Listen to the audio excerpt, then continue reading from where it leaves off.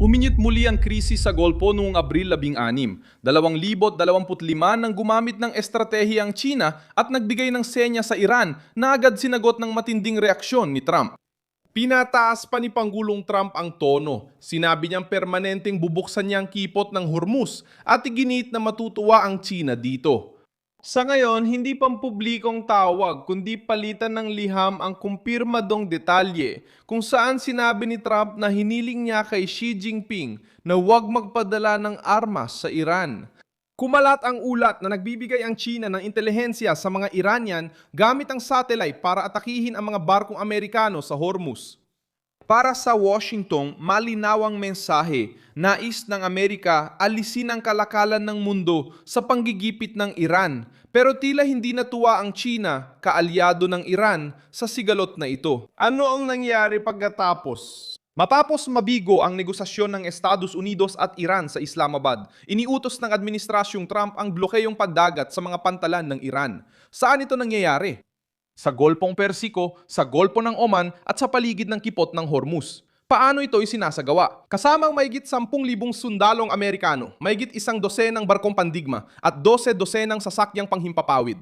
Ayon sa Reuters, sa mga unang sandali ng operasyon, 6 na barkong pangkalakal ang sumunod sa utos na bumalik. Mismong command ng Amerika ang nag-ulat na 10 barko ang napilitang umatras. Ipinapakita nitong huminto na ang Estados Unidos sa pagbabanta at nagsimula ng kumilos laban sa blockade ng Iran sa paglalayag. Sino ang nasa gitna nito? Sa isang banda, si Donald Trump ang pamunuan ng militar ng Estados Unidos at ang ekonomikong presyon mula Washington.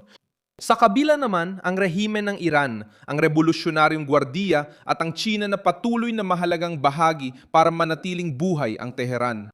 Mismong Reuters ang nag-ulat na bago ang digmaan, mahigit 80% ng langis na iniluluwas ng Iran sa pamamagitan ng dagat ay binibili ng China. Nagdesisyon ng Washington na higpitan ang panig pinansyal at magbantang magpataw ng sekundaryang parusa sa mga bumibili ng langis ng Iran at bangkong Chino na may transaksyon sa rehimen. Sa ibang salita, kung wala ang China bilang labasan, bababa ang lakas na ekonomiya ng Iran. Kaya naman, hindi lang ito labanan sa militar. Ito ay pandaga, pinansyal at geopolitikal ng sabay-sabay. Dito pumapasok ang pinakadelikadong bahagi ng usapin. Malinaw na hindi inosenteng tagamasid ang Beijing sa krisis na ito. Iniulat ng Reuters noong Abril 11 na ayon sa intelihensya ng Amerika, naghahanda ang China na magpadala ng mga bagong sistema ng depensang panghimpapawid sa Iran, posibleng idaan sa mga ikatlong partido para itago ang pinagmulan. Noong ika-15 iniulat ng Reuters ang aligasyong di umani ginamit ng Iran ang satellite na paniktik ng China para magmanman ng mga base militar ng Amerika sa gitnang silangan sa digmaan. Ang mahalagang detalye ay ito. Seryoso ang sitwasyon dahil nagpapakita ito ng matibay na hinala laban sa China sa panahong umatake ang Iran sa mga posisyon ng Amerika sa reyon. Hindi pa ito final na ebidensya ng opisyal na pinagsamang operasyon pero seryosong babala ito na di dapat balewalain. Bakit pursigido si Trump sa Hormuz? Dahil ginawang instrumento ng Iran ang daanang ito para sa presyon, takot at pandaigdigang kawalang balanseng sitwasyon. Mismong Iran ay umabot na sa puntong pinag-usapan ang mga ideya tulad ng paniningil ng tol o pagpataw ng kontrol sa daanan. Ito ang tumutulong magpaliwanag sa sinabi ni Trump na muli niyang binubuksan ang Hormuz. Tumugon ang China sa pagharang ng Amerika at sinabing taliwas ito sa interes ng pandaigdigang komunidad. Nagkakaroon ng kontradiksyon ng pahayag kapag nakita ang tunay na ugnayan ng Beijing at Tehran. Kinokondena ng China ang presyon ng Estados Unidos, itinatanggi ang planong may kinalaman sa armas at nananawagan ng kalma. Ngunit nasasangkot pa rin ito sa mga hinala tungkol sa armas, satellite at suportang pang-ekonomiya sa rehimen ng Iran.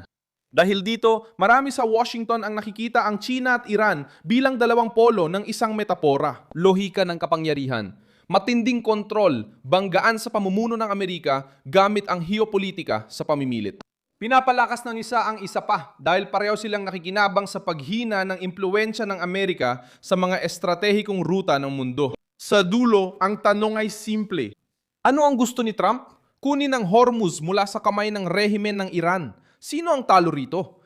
Teheran at sa isang banda, Beijing na umasa sa langis mula sa rehiyon. Teheran at Beijing, Ano ang gusto ni Trump? Hormuz Naval, ang palitan ng liham ni na Trump at Xi, ang mga banta ng mga sanksyon at ang mga bagong hinala tungkol sa suporta ng China. At bakit? At bakit na ba?